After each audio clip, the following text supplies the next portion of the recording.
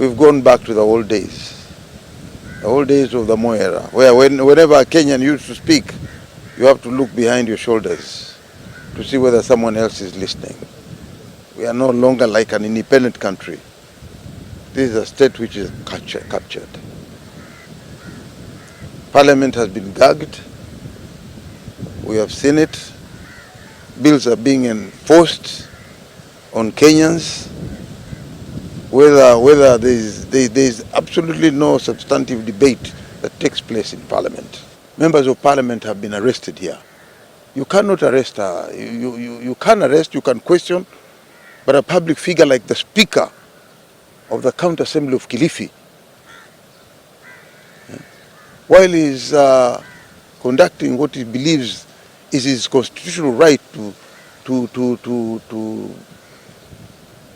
picket and present a petition, is arrested, while a member of Parliament for Kilifi South, Ken Chonga, is exercising as a leader. They've been arrested now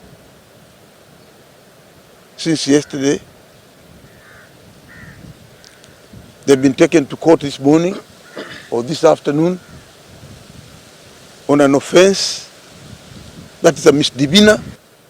So I would urge those people who are controlling power now. There is tomorrow, and leadership changes. They wouldn't want us to do what they're doing to us.